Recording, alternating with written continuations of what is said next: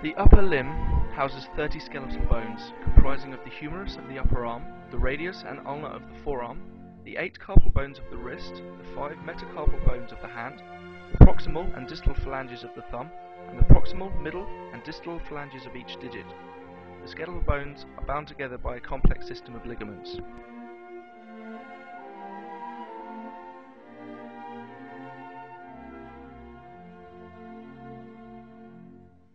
The muscles of the upper limb can be separated into layers depending on their position and the type of movement they create. Carpal tunnel syndrome involves 3 major flexor muscles, generally regarded as being in the second and third layers on the anterior side of the arm. Flexor digitorum profundus flexes the distal phalanges of the medial 4 digits and assists with the flexion of the hand. The flexor pollicis longus, which runs down the anterior side of the ulnar bone, helps to pronate the forearm, i.e. rotates the radius so the palm is facing down. Finally, the flexor digitorum superficialis flexes the middle phalanges of the medial 4 digits, and acting more strongly, it flexes the proximal phalanges and the hand.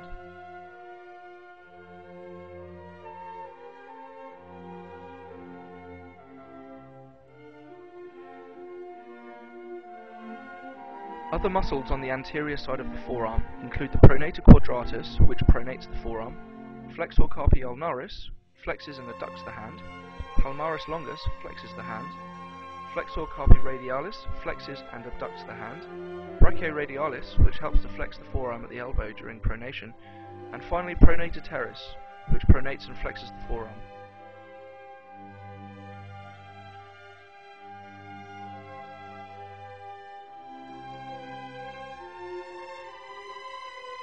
Muscles on the posterior side of the forearm include the extensor digitorum, which extends the medial 4 digits and extends the hand at the wrist joint. Extensor indicis extends the second digit and helps to extend the hand. The extensor pollicis brevis extends the proximal phalanx of the thumb at the carpometacarpal joint.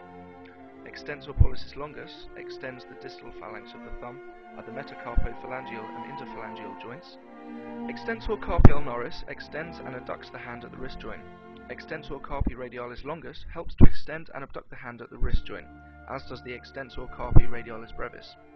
The extensor digiti minimi extends the 5th digit at the metacarpophalangeal and interphalangeal joints. The abductor pollicis longus abducts the thumb and extends it at the carpometacarpal joint.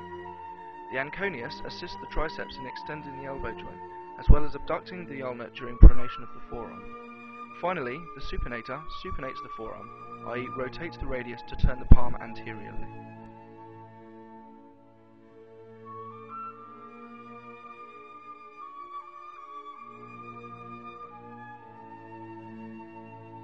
Although the median nerve innervates certain muscles of the hand, none are directly linked to the cause of carpal tunnel syndrome. It is, however, often the repetitive movement of the digits that can cause the injury. The 4 palmar interosseous muscles adduct the digits as shown. Posterior to these are the 4 dorsal interosseous muscles which abduct the digits. On the anterior side of the hand, the 4 lumbricals arise, which flex the digits at the metacarpophalangeal joints and extend them at the interphalangeal joints. The abductor digiti minimi abducts the 5th digit, i.e. the pinky finger. Comprising of 2 proximal attachments, the adductor pollicis adducts the thumb towards the middle digits. The next set of muscles comprises of the adductor pollicis brevis, the flexor pollicis brevis, and under that the opponens pollicis, which altogether make up the muscles of thenar eminence. Hypothenar muscles integrate the flexor digiti minimi, the abductor digiti minimi, already shown, and the opponens digiti minimi. Held together and attached to the bones by a tough layer of ligaments, the thenar and hypothenar muscles are joined by the flexor retinaculum, or transverse carpal ligament, which in turn is attached to the carpal bones of the wrist and forms the roof of the carpal tunnel.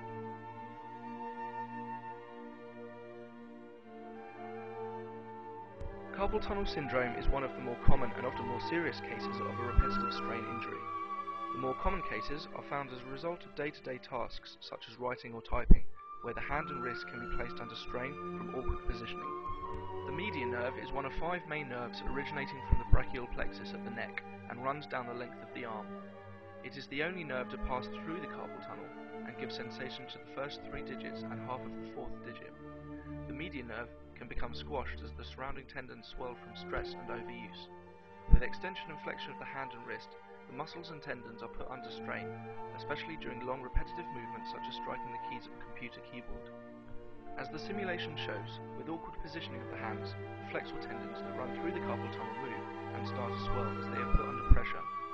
As the tendons swell and move, the space in the carpal tunnel decreases, and eventually the build-up of pressure on the median nerve causes numbness, pain, and in more serious cases the inability to grip objects due to weakened muscles in the first 4 digits. Generally, the injury will subside with rest and relaxation of the wrist. In worse cases, however, the pain may be too much and an incision in the transverse carpal ligament may have to be made to release the pressure built up in the tunnel.